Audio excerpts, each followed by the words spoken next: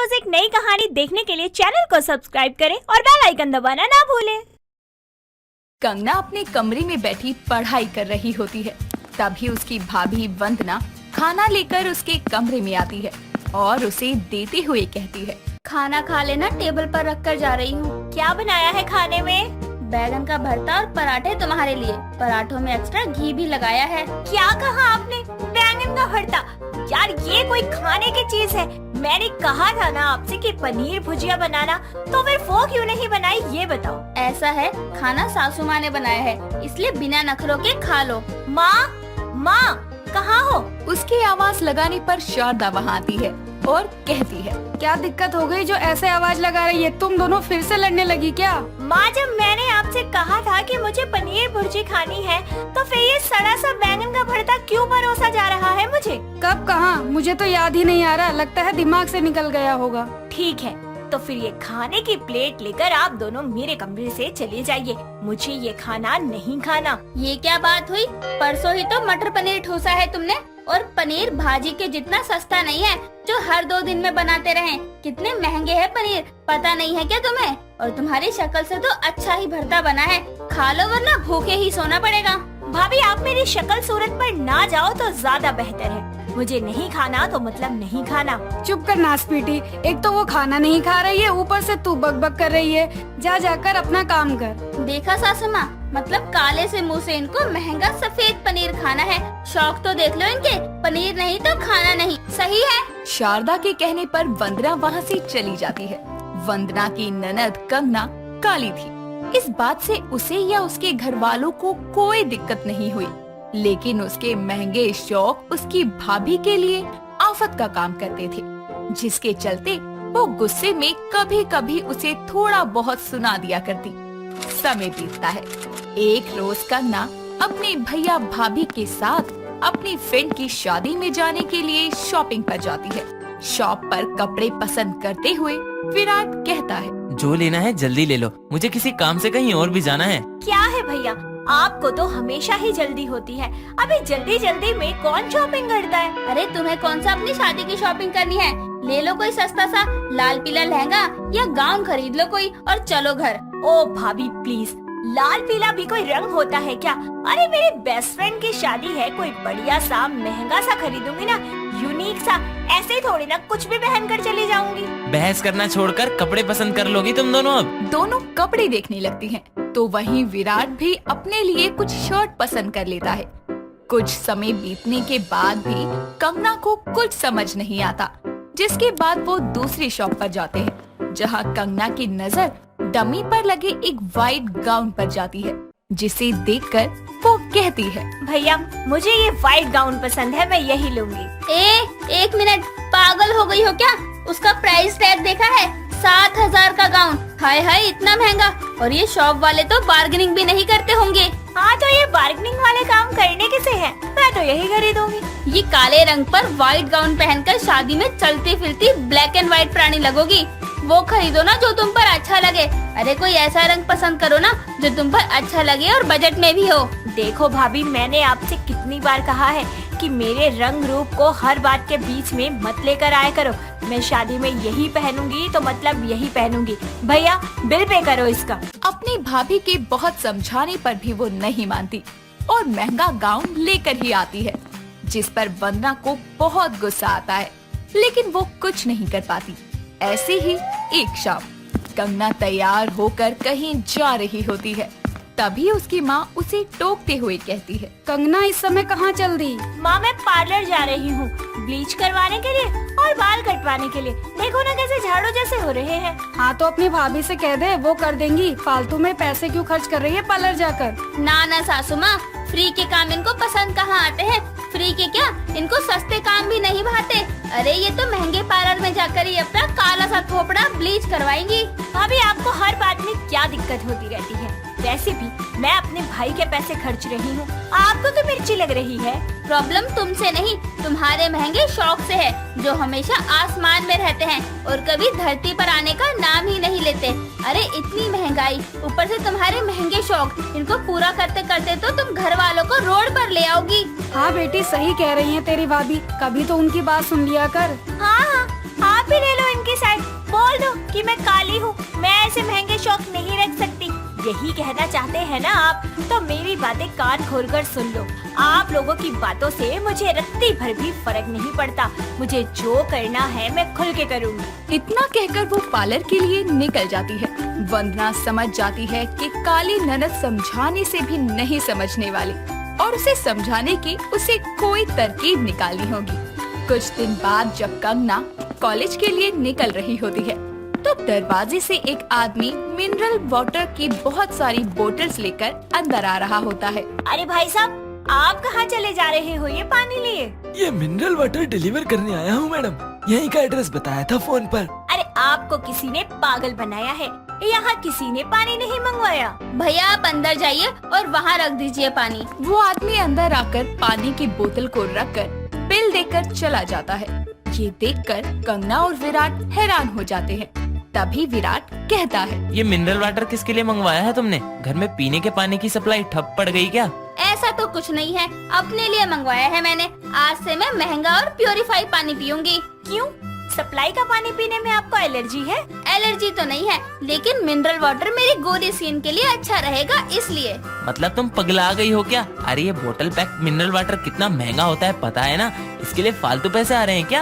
अरे जब तुम्हारी काली बहन होकर इतने महंगे शौक पाल सकती है तो मैं तो गोरी स्किन को निखारने के लिए महंगा मिनरल वाटर पी ही सकती हूँ ना। कुछ सारा ही हो रहा है भाभी।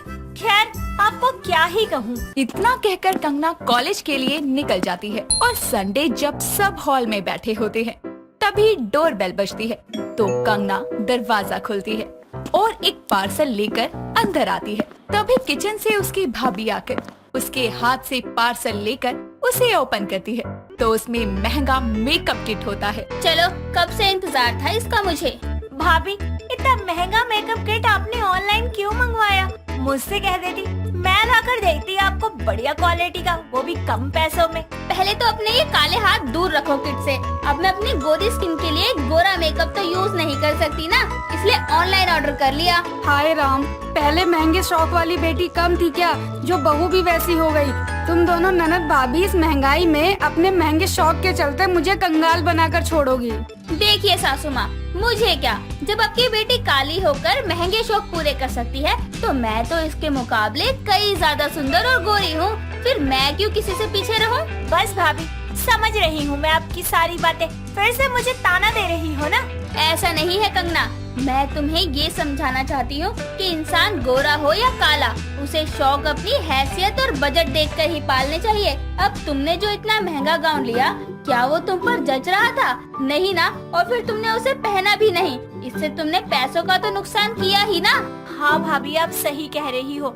मेरे ये महंगे शौक किसी फिजूल खर्ची से कम नहीं है। न जाने मैंने इसके पीछे कितने पैसे बर्बाद कर दिए, पर अब से ऐसा नहीं करूँगी। चलो इसको समझ में तो आई, लेकिन बहू इसको समझाना कुछ ज्यादा महंगा तो नहीं पड़ गया?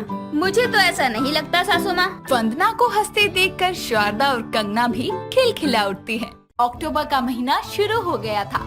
पीहू अपने और अनिकेश के सारे सर्दियों के कपड़ों को निकालकर धूप लगा रही होती है। ये देखकर उसके पास उसकी ननद कीर्ति आकर बोलती है, भाभी आपने तो अभी से अपनी सर्दियों की तैयारियां शुरू कर दी, लेकिन ये आपका हिमाचल नहीं बल्कि हमारी दिल्ली है। यहाँ असली सर्दी दिसंबर के लास्ट में ही पड़ती है। पर दीदी, मैंने तो सुना है कि दिल्ली में कड़ाके की ठंड पड़ती है, फिर यहाँ सर्दियाँ लेट क्यों आएंगी? वो पहले पड़ा करती थी भाभी, अब तो दिल्ली की सर्दी में वो बात नहीं रही, ऐसे ही निकल जाती हैं सर्दियाँ। नहीं दीदी, मुझे तो लगता है कि इस बार हर बार से भी ज्यादा ठंड होगी। मैं तो कहती हूँ आप मुझे अपने सर्दियों के कपड़े निकाल कर दे दो, मैं उन्हें धूप लगवा देती हूँ। नहीं नहीं भाभी, मुझे इतनी ठंड नहीं लगती। आप देखना, मैं तो पूरी सर्दियाँ ऐसे ही नॉर्मल कपड़ों में निकाल दूंगी। पीहू अपने कपड़ों को धूप में डालकर नीचे आती है, जहाँ उसकी सास कुसुम उसे देखकर बोलती है, बहू सुबह सुबह छत पर क्या कर रही थी? माँ जी, मैं अपने और इनके सर्दियों वाले कपड़े धूप में डाल कर आई हूँ, ताकि उनमें से बदबू चली जाए और रखे रखे स्मेल सी आने लगती है ना, और अगले महीने से ठंड भी शुरू हो रही है। सही किया बहू, लेकिन अपने ही निकाले, अरे मेरे और कीर्ति के भी निकाल देती। माँ जी, आपके डाल देती हूँ, दीदी ने तो कहा है कि उन्हें ठंड ही नहीं लगती। लगता है वो सारी सर्दी ऐसे ही निकाल देंगी। हाँ, ये तो आग से बनी है, इसका फैशन तो मैं निकालूंगी। तू फिलहाल मेरे कपड़े मेरे कमरे से निकाल के डाल दे। पीहू अपनी सास का दिया काम करने के बाद बाकी के काम भी निपटा लेती है। शाम को अनिकेश के आने पर पीहू सबके लिए चाय बनाती है, जिसके बाद पूरा परिवार साथ बैठकर चाय पीते पीते टीवी देख रहा होता है, जहां न्यूज में दिखा रहे थे कि इस बार दिल्ली में बहुत ठंड पड़ने वाली है। ये देखकर कुसुम बोलती है, देख ले कीर्ति, अब भी यही कहेगी कि तेरी सर्दियाँ नॉर्मल कपड़ों में निकल जाएंगी। अरे माँ, ये न्यूज वाले तो वैसे भी बढ़ा चढ़ाकर बोलते हैं, इनकी बातों को सच नहीं मानना चाहिए। देख लेना, इस बार तो ठंड पड़ने ही नहीं वाली। पर दीदी, मुझे तो अभी भी हल्की हल्की ठंड महसूस हो रही है। फिर आने वाले मौसम में तो हाल बुरा होगा ही। नहीं भाभी, ये बस ठंडी हवा है और कुछ नहीं। अरे बस करो, आप सब भी क्या ठंड पुराण लेके बैठे हो, न्यूज सुनने दो। न्यूज में सर्दियों की चेतावनी के बाद भी कीर्ति को लगता है कि इतनी ठंड नहीं पड़ेगी। समय गुजरता है, नवंबर का महीना शुरू होता है। पीहू तो घर के अंदर ही कांपने लगती है, लेकिन तभी वो अपनी ननद कीर्ति को शॉर्ट ड्रेस में बाहर जाता देखकर बोलती है, दीदी, आप इन कपड़ों में बाहर जा रही हो? क्यों भाभी, इन कपड़ों में क्या खराबी है? दीदी, मुझे घर में रहकर इतनी ठंड लग रही है, आप इन कपड़ों में बाहर जाएंगी, आपको ठंड नहीं लगेगी क्या? अरे मेरी मानो, कुछ गर्म पहन लो, वरना आपको सर्दी जुकाम हो जाएगा। अरे भाभी, आप मेरी चिंता मत करो, मुझे नहीं लगने वाली ठंड। मैंने बोला था ना, अभी तो सर्दियाँ आई ही नहीं है, और ये ठंड तो मैं अपने नॉर्मल कपड़ों में ही निकाल लूंगी। दीदी, एक बार फिर से सोच लो, कुछ गर्म कपड़े पहन लो, कहीं ऐसा ना हो फैशन के चक्कर में आप बीमार पड़ जाओ। अरे भाभी, कुछ नहीं होगा, आप चिंता मत करो। अच्छा, मैं जाती हूँ कॉलेज, फंक्शन शुरू हो गया तो मैं लेट हो जाऊंगी। कीर्ति पीहू की बात ना सुनकर उन्हीं कपड़ों में कॉलेज के लिए निकल जाती है। जहां पहुंचकर वो देखती है कि कॉलेज में तो ऑलमोस्ट सभी बच्चों ने सर्दियों के कपड़े पहने हैं, और पहने भी क्यों ना, ठंड ही इतनी बढ़ गई थी। लेकिन कीर्ति तो अपने टशन में ऐसे ही नॉर्मल सी शॉर्ट ड्रेस पहन के आई थी। अब उसको ठंडी हवा जब जब उसके पैरों और हाथों पर लगने लगी, तो वो एक कोने में खुद को जकड़े खड़ी होकर बोलती है, यार कीर्ति, ठंड तो सच में होने लगी है, लेकिन तू कर भी क्या सकती है। माँ और भाभी के आगे तो बड़ी टशन से बोला था तूने कि तुझे ठंड नहीं लगती। हे भगवान, अगर मैं 2 मिनट और ऐसे ठंड में खड़ी रही ना, तो मेरी कुल्फी जम जानी है। घर जाकर कंबल में सो जाती हूँ आराम से। कीर्ति जल्दी से घर आती है और घर आकर कांपने लगती है। तभी उसकी माँ और भाभी उसे देखकर बोलते हैं, अरे कीर्ति, बेटा ठंड लग रही है क्या? नहीं तो मैंने कहा क्या मुझे ठंड लग रही है? अरे मुझे तो बहुत लग रही है, तभी तो मैंने स्वेटर, टोपी, जुराब, मफरल सब कुछ पहना है। लेकिन दीदी, आपको मानना पड़ेगा, आपको तो ठंड का ठा भी नहीं लगता। पता नहीं किस मिट्टी की बनी है आप। वो भाभी, मैंने आपको कहा ही था कि मुझे ठंड नहीं लगती। अच्छा, मैं अपने कमरे में जाती हूँ। भाग कीर्ति, और छुप जा कंबल में। कीर्ति अपने कमरे में जाकर कंबल में आराम से लेटकर बोलती है, वाह, अब थोड़ी राहत मिली, वरना बाहर ठंड ने तो मेरे पैर ही जमा दिए थे। कीर्ति आराम से कंबल में लेटे हुए आराम कर रही होती है।